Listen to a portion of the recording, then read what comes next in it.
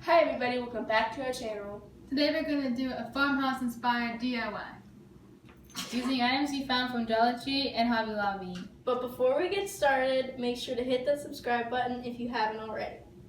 And don't forget to hit that notification bell to get notified every time we post a video.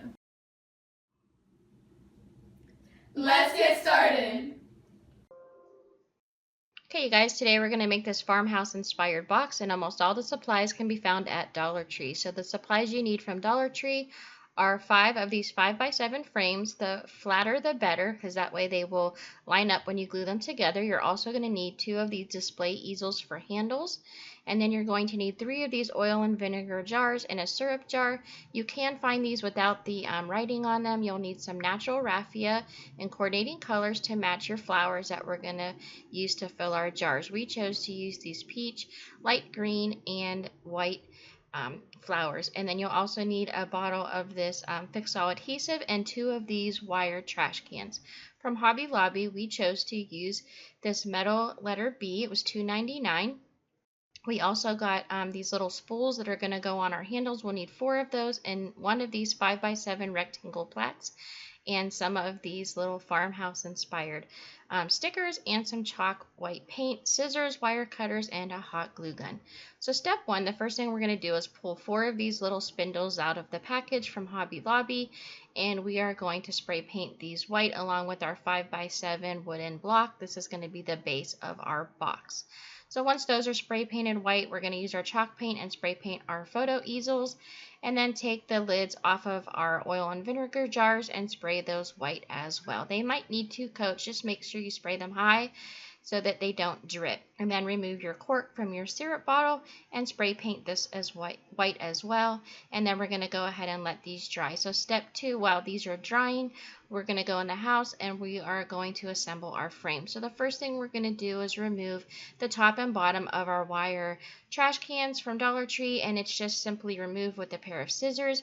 Then using a marker, we just took the glass out of our frame and we drew along the outside here, and this is going to be what is going to fill in our box here. So you want to make sure your lines are straight. If they're crooked, it just doesn't seem to look as nice. So make sure you line it up so your lines are going to be straight before you cut them out, and you're going to need 4 of these.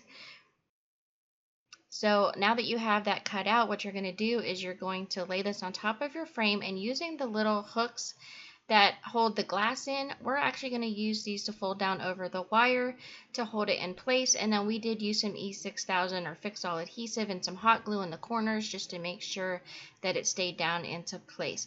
So we did this with all 4 of our frames. The last frame is for the bottom, so we don't need to put the wire in that one. And this is what the finished one looks like. If your wire's sticking out a little bit from the top, you can go ahead and trim that. So step 4, we're going to assemble the base. So we're going to take our 5x7 wooden block that we painted, and we're going to use some hot glue and some Fix-All adhesive around the inside lip of this frame, and then flip it over and press down, and that's going to be the base of our box. Again, the flatter the frame, the better. So now we're going to attach the sides using our hot glue and Fix-All adhesive. So first I just applied the first round of Fix-All adhesive, and then I'm going to use the hot glue. The reason I'm using hot glue is just so that it will hold this in place while my Fix-All adhesive dries, which takes about 24 hours. So now we're going to take this frame and we're going to lay it on its side and line it right up with the edge of this base here that we created, and we're going to do this on both sides. Now when we put the tall sides on, we're actually going to rotate our frames the opposite direction. So using the same steps, we're going to use our hot glue and our Fix-All adhesive. Then we're going to take our frame and we're going to rotate it. I went ahead and I placed this all the way down where it was touching the table, and then line it up. Make sure you get all the edges together and then hold it together for a few seconds while the hot glue sets.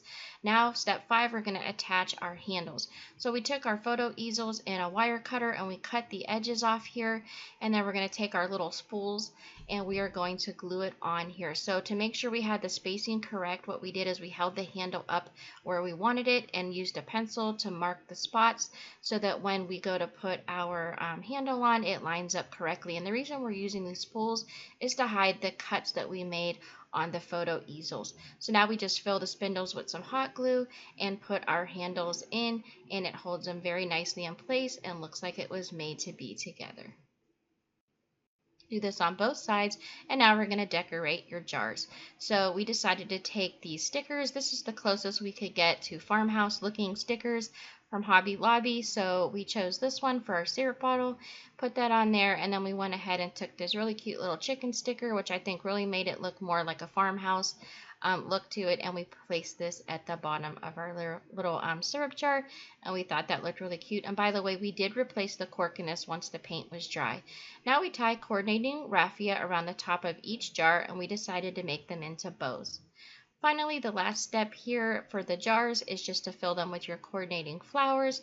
I really like this color scheme. I thought it looked really pretty together with the white. And then finally, you just fill your jars and arrange your accessories around your box. And this is the finished farmhouse box that we made using almost all materials from Dollar Tree. I hope you guys like it as much as we do. It was really easy to put together. We had a lot of fun making it, and I hope you guys really enjoyed this craft. If you guys do, don't forget to hit that like and share this video if you could. I'd really appreciate that so much. And I thank you guys so much for watching.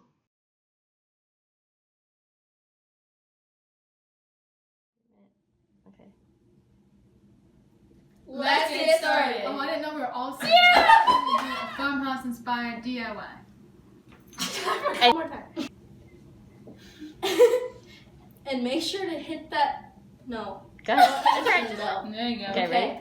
Make sure to hit that notification bell to no, I can't. Notification bell. Start over. No.